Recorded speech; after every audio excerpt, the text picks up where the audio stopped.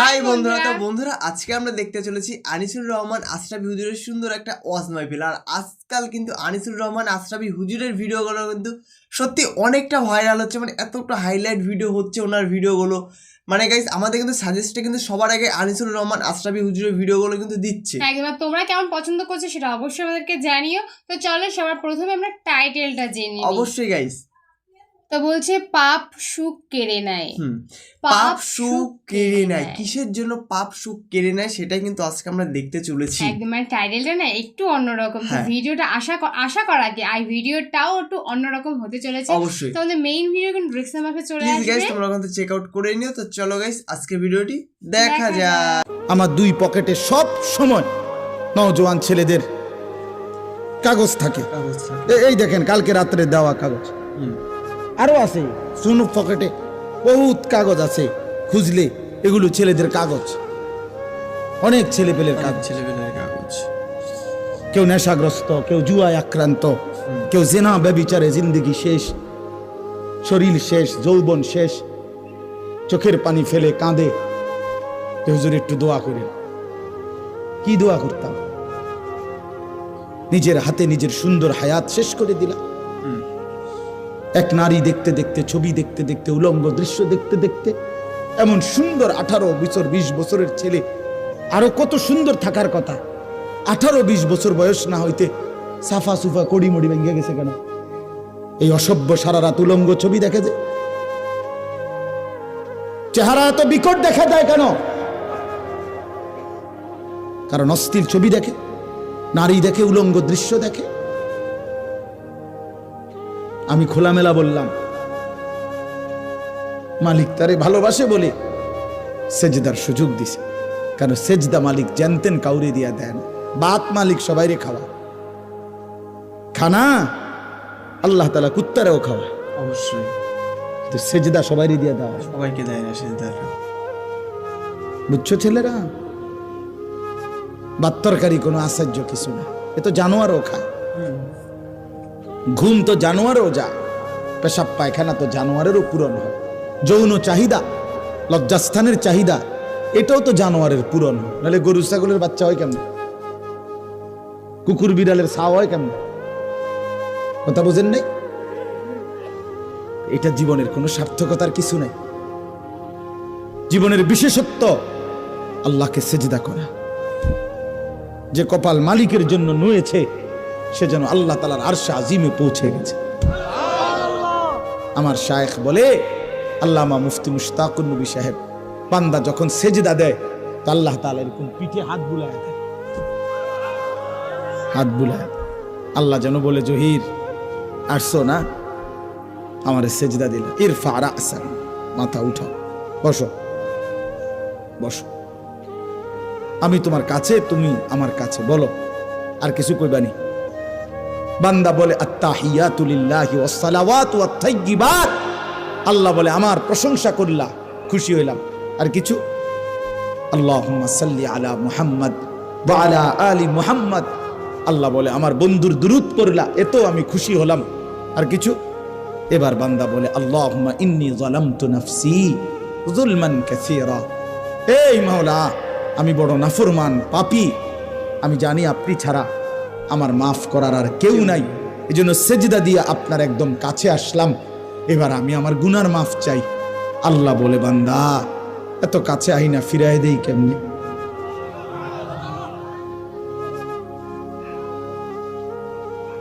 বলস কি বান্দা?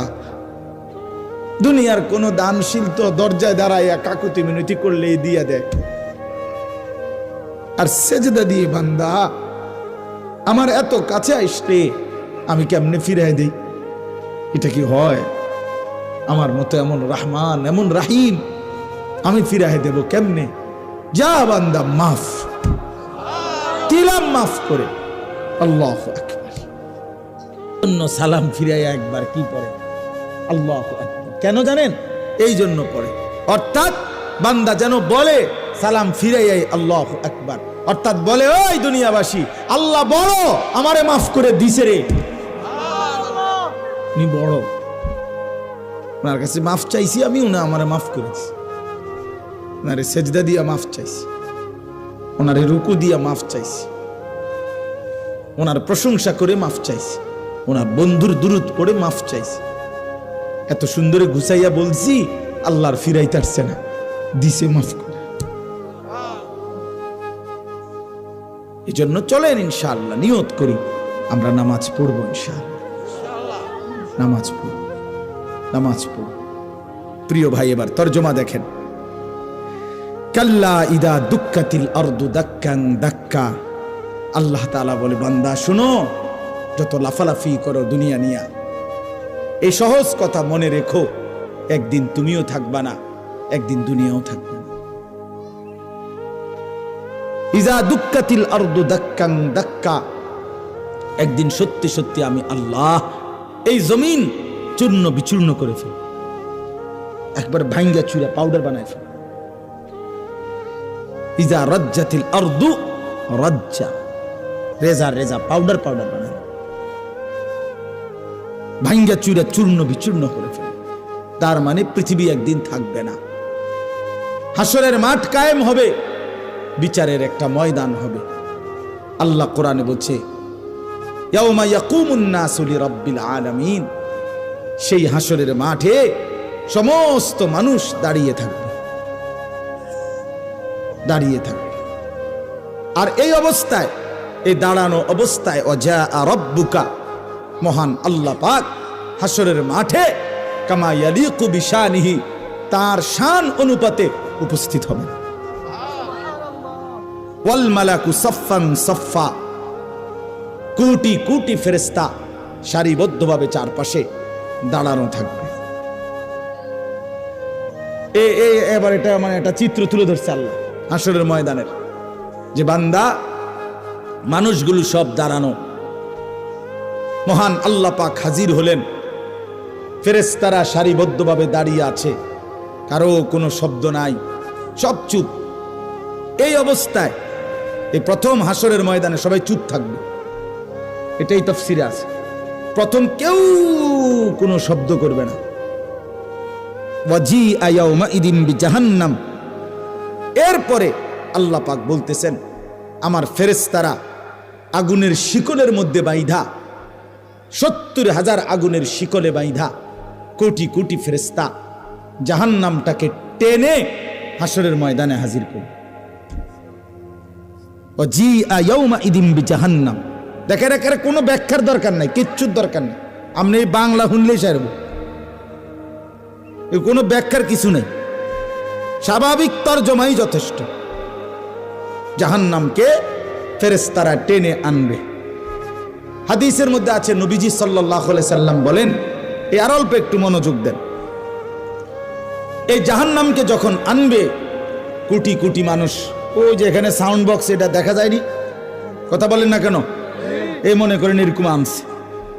আনার পরে নবীজি বলেন, জাহান্নামের ভিতর থেকে আগুনের একটা তীব্র গর্জন, সাগরের ঢেউ।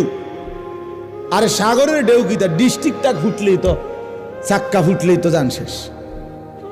যে ডিস্ট্রিক্ট ট্রাক যেটি, এগুলো চাক্কা একটু বড় না, এগুলো যখন রাস্তা ব্রাস্ট করে ফুটে, খুব আওয়াজ হয় না, খুব আওয়াজ। জাহান্নাম একটা বিকট আওয়াজ করবে, আগুনের তীব্র গর্জন। আল্লাহর নবী সাল্লাল্লাহু আলাইহি সাল্লাম বলেন, পুরা হাসরবাসী যারা এতক্ষণ চুপ ছিল, এই জাহান্নামের চিৎকার শুনে পুরা হাসরের ময়দান একসাথে চিৎকার দিয়া উঠবে। এই প্রথম জবান দিয়া কথা বলবে, ইয়া রব্বি নফসি নফসি, এই প্রথম, আয় মাওলা আমারে বাঁচা, এই জাহান্নাম থেকে বাঁচা, হায় মাওলা এটা কি দেখলাম, এটা কি। এজন্য আমি অনেক সময় বলি, বাবা আপনাদের অনেক মানুষ আছে পণ্ডিত, ও হুজুররা যত কয় অত না, বাটফার যত কয় অত না, হ্যাঁ হুজুররা যত কয় অত না, কইতে লাগলে কদ্দুর বাড়াইও কয়ও, যত কয় অত না। আমিও বলি কথা এটাই ঠিক, হুজুররা যত কয় অত না, বাস্তবিকে এটাই ঠিক। অর্থ হইল, হুজুররা জান্নাতের বর্ণনা, জাহান্নামের বর্ণনা, আল্লাহর কসম যা বলে জান্নাত এবং জাহান্নাম তার চাইতে কোটি কোটি কোটি গুণ বেশি বেশি। জান্নাতের নিয়ামতও কোটি গুণ বেশি, জাহান্নামের আযাবও কোটি গুণ বেশি।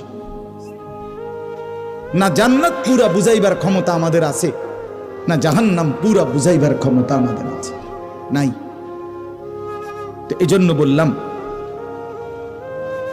এরপরে আল্লাহ বলেন ইয়াউমা ইদিন ইয়াতাযাক্কারুল ইনসান, প্রত্যেকটা পাপী নাফরমান তৎক্ষণাৎ জাহান্নামের দিকে তাকাইয়া তার পিছনের জিন্দিগির সব কথা মনে পড়বে। এই গুনার জীবন, চুরি ডাকাতি জিনা ব্যভিচার মদ জুয়া সুদ ঘুষ নাচ গান বেহায়াপনা বেপরদিগি হারাম, এগুলো মনে পড়বে। প্রিয় ভাই, তোমারও মনে পড়বে, আমারও মনে পড়বে, সবার মনে পড়বে।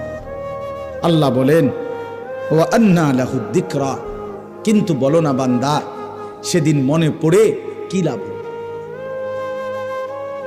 মনে তো পড়বে বুঝলাম, তো লাভ কি হবে? বুঝে তো আসবে, তো লাভ কি হবে? লাতারাবুন্নাল জাহিম, দুই চোখে জাহান্নাম দেখবা বান্দা, সব মনে পড়বে, বুঝে আসবে, ফায়দা কি হবে? বলো ভাই, কোনো লাভ হবে? কোনো লাভ হবে? ইয়াকুলু ইয়া লাইতানি কদ্দামতু লিহায়াতি। একটা সুন্দর কথা শুনেন, কোরআন শরীফে আল্লাহ বলছে হায়াত, জীবন মূলত আখিরাত। ওয়া ইন্নাদ দারাল আখিরাতা লাহিয়াল হায়াওয়ান। যেন আল্লাহ বলছে আখিরাতই হচ্ছে মূলত জীবন, হায়াত। এখন এটা মূলত হায়াতে না, কারণ এটা যেহেতু প্রতি সেকেন্ডেই গর্দানের কাছে মৃত্যু আমারে তাড়া করে, তো আমার হায়াত কি আর? কথা বোঝেন না? আমি তো জানি না কমপক্ষে 10 সেকেন্ডের কোনো নিরাপত্তা নাই, 10 ঘন্টার কোনো কি নাই, নিরাপত্তা নাই, নিশ্চয়তা নাই, তো এটা কি এর হায়াত? এটা কি এর হায়াত যেটা প্রতি সেকেন্ডে আমারে কি করে ফেলতে পারে? মৃত্যু আইসা থামাই দিতে পারে। এটা কোন একটা হায়াত হইল? এই জন্য কোরআনে আল্লাহ বলছে হায়াত, জীবন আখিরাত, সেখানে আর কোনো মৃত্যু নেই। 1 সেকেন্ডের জন্য মৃত্যুর কোনো পেরেশানি নেই। তো এই জন্য এখানে দেখেন এই আয়াতে কথার প্রমাণ আছে। এই নাফরমান পাপী আল্লাহ নিজে বলতেছে ইয়াকুলু, প্রতিটা পাপী নাফরমান এই জাহান্নামের দিকে তাকাইয়া মনে করে পিছনের জিন্দিগির গুনার কথা মনে পড়বে আর আফসুস করে বলবে ইয়া লাইতানি, হায় আমার মন্দ কপাল, কদ্দামতু লিহায়াতি। এই দেখছেন হায়াতি, এই আমার হায়াত, আমার এই হায়াতের জন্য, আমার এই আখিরাতের জীবনের জন্য আমি যদি দুনিয়া থেকে কিছু পাঠাইতাম।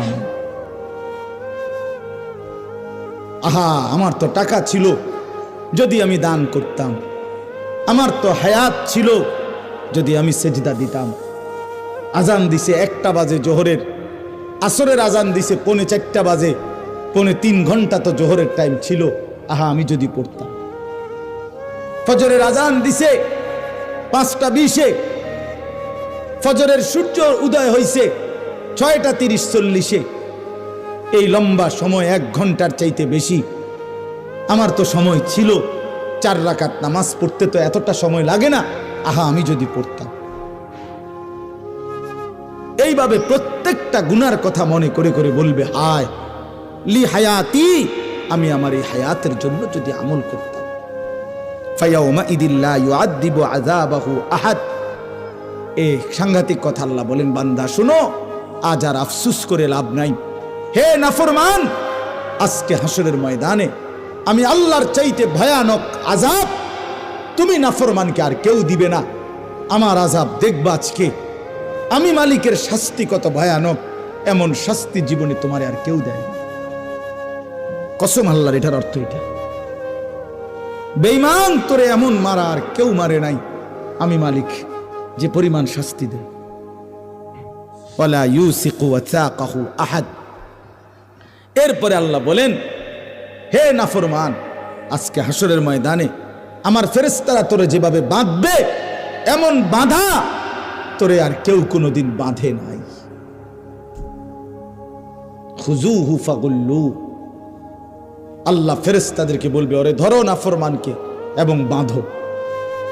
ফাগুল্লুহু, অর্থ তাকে কি করো, বেঁধে ফেলো, কইসা বাঁধো, টাইট করে বাঁধো। ফেরেশতারা বাঁধবে, আল্লাহ বলবে সুম্মাল জাহিমা সাল্লু, লাথি মাইরা জাহান্নামে ছুঁড়ে মারো। মার লাথি এখান থেকে, এক লাথির লগে যেন জাহান্নামে গিয়া পড়ে, দাম করে লাথি দিবি।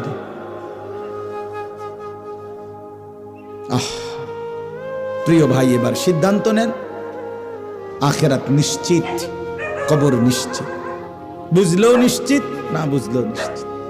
গুরুত্ব দিলেও আখেরাত আছে, না দিলেও আছে, হবেই হবে, কোনো সন্দেহ নেই, কোনো সন্দেহ। আল্লাহর কোনো কথা যেহেতু মিথ্যা হয় নাই, এটাও হবে না। এবার শেষ কথা হলো, ইয়া আইয়াতুহান নাফসুল মুতমাইন্নাহ, এটা বুঝাইবার জন্য আমি এমনি বলি শেষ কথাটা। আমরা 5 ভাই 3 বোন। কুমিল্লা শহরে প্রাইমারি স্কুলে আমার আব্বা প্রাইমারি স্কুলের মাস্টার ছিলেন, মসজিদের ইমামতি করতেন। বাবা খুব রাগী ছিল, ভীষণ রাগী ছিল। আমার আব্বার কঠোর শাসন ছিল আমাদের উপর। আলহামদুলিল্লাহ, বাবার সেই কঠোর শাসনে আল্লাহর দয়ায় 5 ভাই, বাবার 5 ছেলেই আলেমে দ্বীন হয়েছে। তো সত্যি গাইস, হুজুর কিন্তু পুরো নেক কথা বলে, মানে হুজুরের কথাগুলো কিন্তু শুনতে গাইস সত্যি আমাদের খুবই ভালো লাগে। ওনার ভিডিওটা দেখলে কিন্তু সত্যি গাইস আমরা অনেকটা মোটিভ পাই। একদম। আর এই এত কথা বললো, সেখানে দাঁড়িয়ে দেখো লাস্টে একটা কথাই বলে যে সে তুমি ভালো কাজ করো বা খারাপ কাজ করো, তোমার সাথে যেটা হবার সেটা কিন্তু হবেই। কিন্তু এনার এত কথা শোনার পর আমি তো বলবো যে যারা খারাপ পথে যাচ্ছ বা চলে গেছো অলমোস্ট, তারা অবশ্যই গাইস ভালো পথে ফিরে আসো, সবাই ভালো ভালো কাজ করো, তাহলে কিন্তু অবশ্যই গাইস তোমরা জান্নাতে যেতে পারবে, নাহলে কিন্তু অবশ্যই গাইস তোমাদের জাহান্নামে যেতে হবে। মানে সে বললো না, সে লাথি মেরে জাহান্নামে ফেলে দেবে, এরকমই কিন্তু হবে গাইস আমাদের সাথে। মানে ভিডিওটার যেটা টাইটেল ছিল আমরা বলেছিলাম যে মানে পাপ পুণ্যের যে সুখের যে ব্যাপারটা, তো সেটার সাথে কিন্তু মানে যে কথাগুলো টোটালি গাইস মিলে যায়। অনেক ভিডিও দেখি যে টাইটেলটা খুবই হাইলাইট টাইটেল, কিন্তু ভিতরে যে টোটালি আমরা ক্রেজি ভাবটা পাই না। আর এই ভিডিওর মাধ্যমে কিন্তু গাইস আমরা অনেক কিছু শিখতে পারলাম, জানতে পারলাম। আর তোমাদের কেমন লাগলো এই ভিডিওটি তোমরা কিন্তু গাইস অবশ্যই গাইস কমেন্টে জানিও। একদম। আর এই হুজুরের ভিডিও দেখতে তোমরা কতটা পছন্দ করো সেটা অবশ্যই জানিও। আর নেক্সট তোমরা কি ধরনের ভিডিও দেখতে চাও, কোন হুজুরের ভিডিও দেখতে চাও, সেটা অবশ্যই আমাদের কমেন্ট সেকশনে জানিয়ে দিও। আমরা সেই ভিডিও নিয়ে চলে আসবো। তোমাদের একটা কমেন্ট হবে আমাদের পরবর্তী ভিডিও, তো প্লিজ গাইস তোমরা বেশি করে কমেন্ট করো, আমরা এরকম ভিডিও নিয়ে চলে আসবো। তো চলো গাইস আজকের মতন এখানেই, টাটা।